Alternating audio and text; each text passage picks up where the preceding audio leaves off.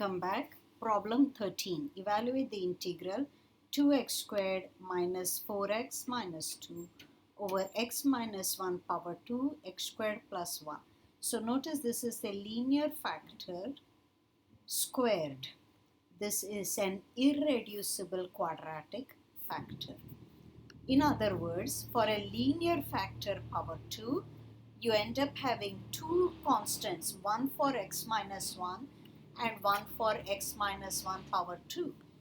This is irreducible, so it gets, this is degree 2, so the numerator has to be degree 1, cx plus d. Okay.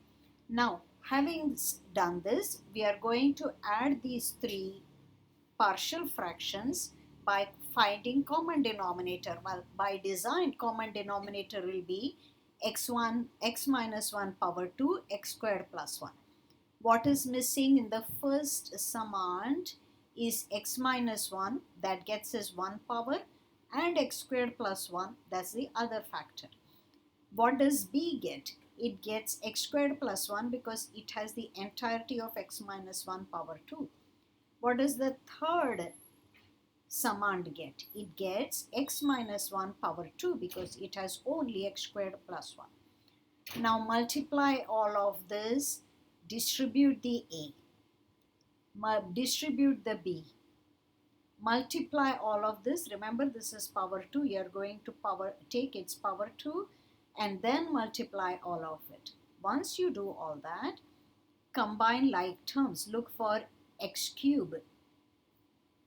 There are two x cubes. I've combined it. Then look for x squared. I have x squared here, x squared here. There is an x squared here.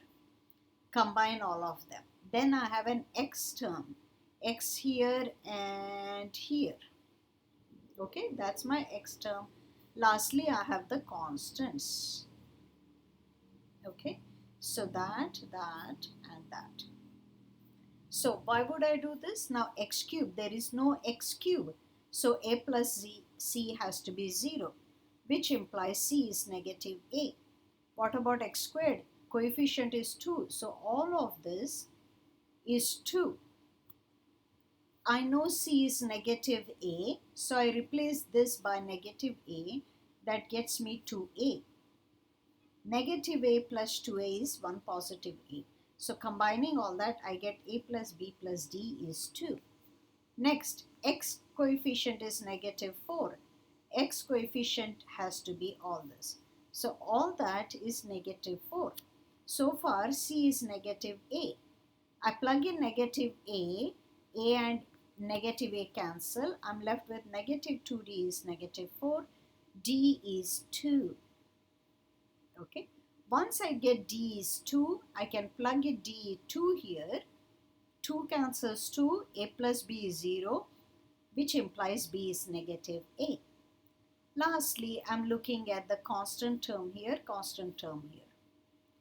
So far we know b is negative a. So I place negative a here. What else do I know about d? d is 2. So I place it 2 here. So essentially that's negative 2a plus 2 is negative 2.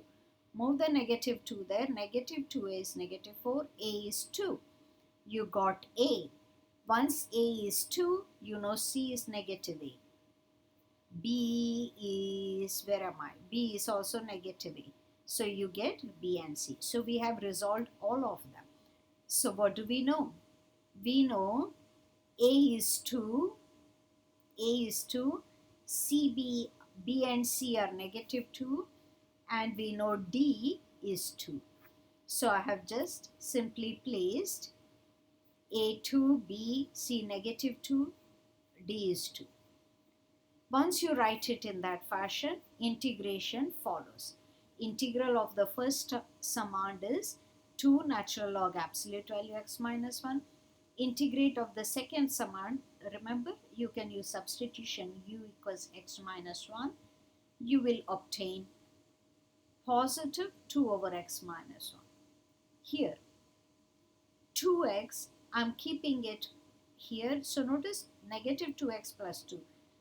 I'm separating out the negative 2x and then the 2 aside. So negative 2x. So 2x over x squared minus plus 1. Notice derivative of the denominator is numerator. So you can substitute u equals x squared plus 1. The top will fetch you du. Negative continues, natural log x squared plus 1. Here this is a standard tan inverse of x. Don't forget the coefficient and constant of integration. So all of this is your solution. Okay. Tan inverse is nothing but arc tan. So let's substitute 2 natural log absolute value x minus 1 plus 2 over x minus 1 minus natural log absolute value x squared plus 1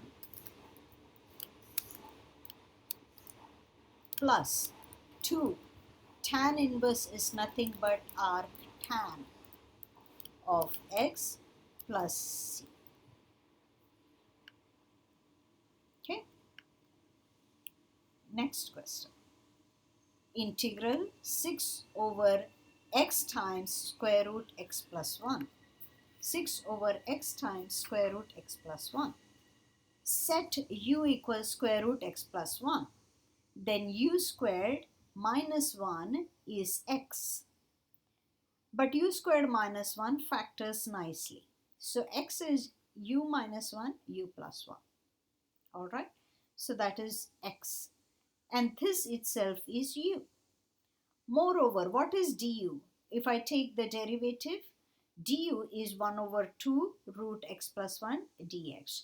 So that is another u. 6 over x square root x plus 1 dx is what? Well, first of all, what happens to du? Du is, dx is 2 root x plus 1 du. So basically everything starts simplifying. You have an x here and an x plus square root x plus 1 here. All right. So 12 over u minus 1 u plus 1 g. I hope this is clear. All right. X is u minus 1 u plus 1.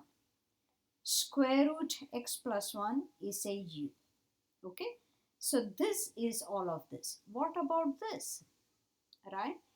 This and dx is 2 du. That's how you have a 12 upstairs. So when I'm about to integrate this, I need to integrate this. This tells me I need to use partial fractions. A over u minus 1, b over u plus 1. Multiply the denominators, a times u plus 1, b times u minus 1 over the product. Combining like terms, a plus b u plus a minus b. This is constant. So there is no u term. A plus b is 0, whereas a minus b is 12. That tells me b is negative a, and b is negative a means 2a is 12, a is 6. If a is 6, b is negative 6, and we are set. 12 over u minus 1 u plus 1 is 6 over u minus 1 minus 6 over u plus 1. Integrating, I get natural log absolute value u minus 1 minus 6 natural log absolute value u plus 1. So 6 times natural log, what was u? U was root x plus 1 minus 1 and so on. So let's substitute this solution. 6 natural log absolute value sqrt, that's square root x plus 1, get out of the square root, minus 1, minus 1 absolute value, minus 6 natural log absolute value sqrt is square root x plus 1, get out of the square root, then plus 1 absolute value plus a constant of integration. That completes problem 14. Let's stop here and continue in our next video. Until then,